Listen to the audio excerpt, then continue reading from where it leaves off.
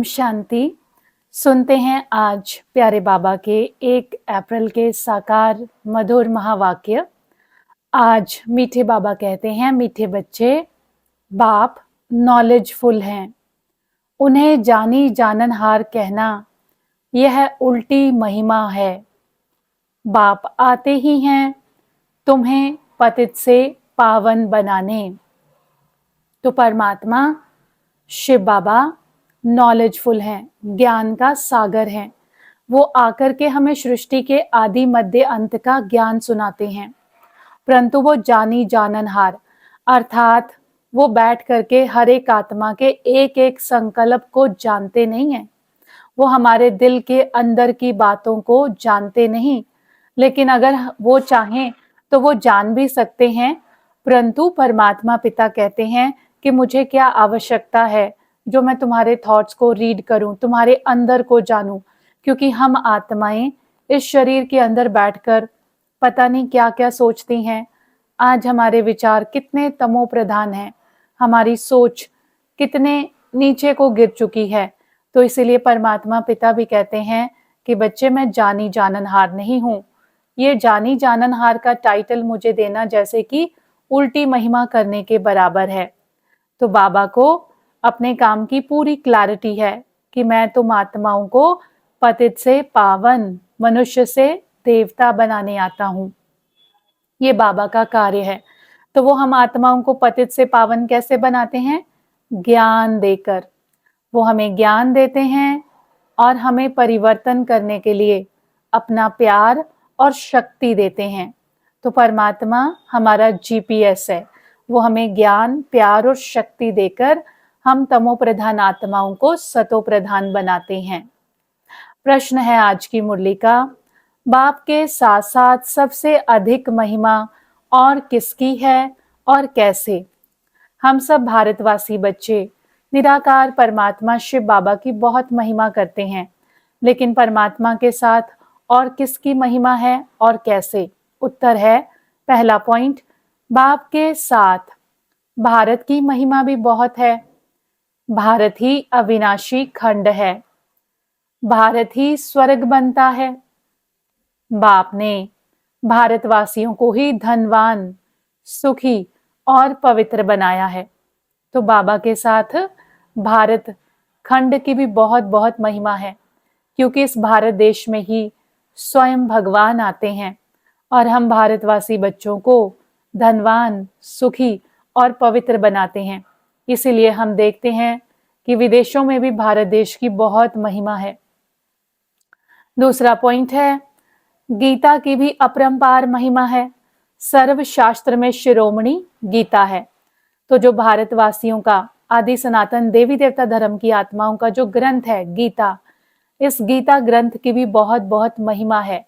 ये ग्रंथ भी सर्व शास्त्र में शिरोमणि है, क्योंकि इसी धर्म ग्रंथ के अंदर स्वयं परमात्मा के द्वारा वर्णित ज्ञान लिपिबद्ध है। तो गीता को हम सब बहुत पढ़ते हैं, क्योंकि इसमें परमात्मा का आदेश है, उसकी श्रीमत है हम सब बच्चों के लिए। तीसरा पॉइंट है, तुम चैतन्य ज्ञान गंगाओं की भी बहुत महिमा है। तुम डायरेक्ट ज्ञान सागर से निकली हो। तो हम सब आत्माएं परमात्मा पिता के बच्चे हैं, उससे ज्ञान सुनते हैं और हमारा उसके साथ डायरेक्ट संबंध है। वो ज्ञान का सागर हम आत्मा रूपी ज्ञान गंगाओं को ज्ञान देते हैं और फिर हम ज्ञान गंगाएं आगे जन जन को परमात्मा का ये शुभ संदेश, ये ज्ञान बांटते हैं। तो ज्ञान गंगाएं शिव शक्तियों की भी बहुत महिमा है, जो पूरे भारत को और सृष्टि को स्वर्ग बनाने की सेवा करती हैं।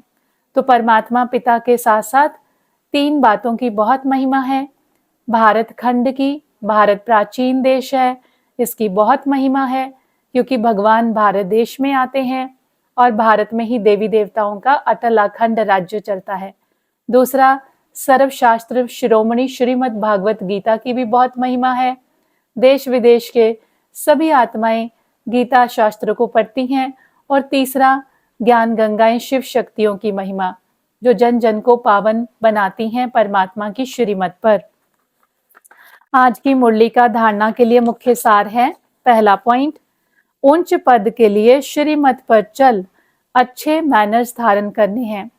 हमारे मैनर्स, हमारा व्यवहार बहुत बहुत अच्छा होना चाहिए।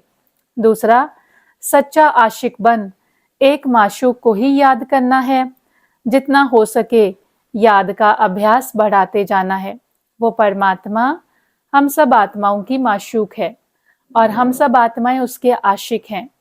तो जैसे आशिक माशूक एक दूसरे को याद करते हैं, वैसे हमें भी सच्चे आशिक बन उस परमात्मा बाप को याद करना है और इस याद की यात्रा को बढ़ाते जाना है।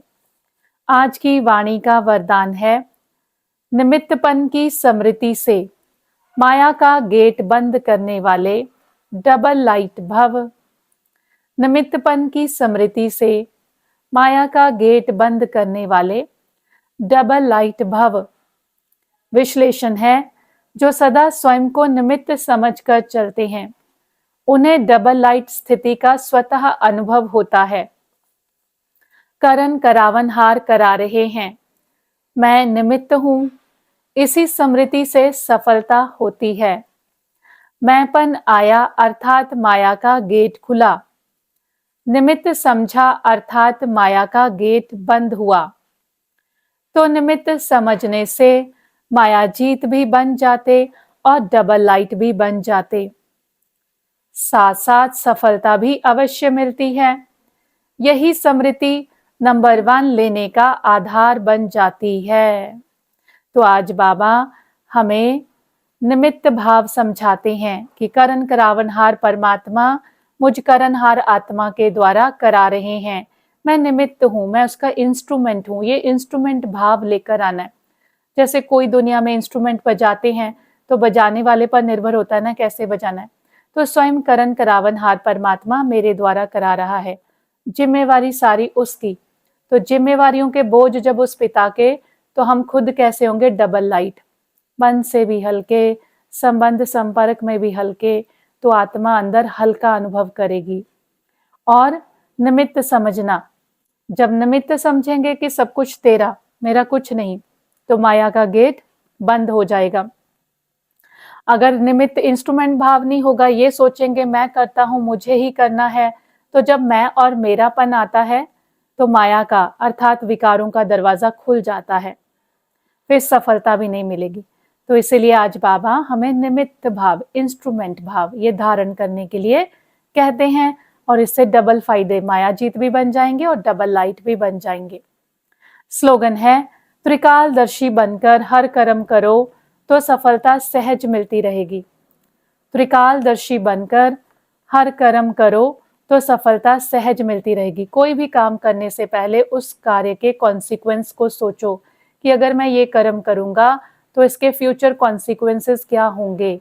सदा दूसरों के लिए कल्याण का कार्य करो, जिसमें खुद का कल्याण भी हो और सामने वाली आत्मा का भी कल्याण। तो जब हम हर एक कार्य का पास्ट प्रेजेंट फ्यूचर सोचकर करेंगे तो निश्चित रूप से ही सफलता सहज रीति से मिलती रहेगी। अव्यक्त इशारे अप्रैल मास के अव्यक्त इशारों का सार है, कंबाइंड रूप की स्मृति से सदा विजयी बनो।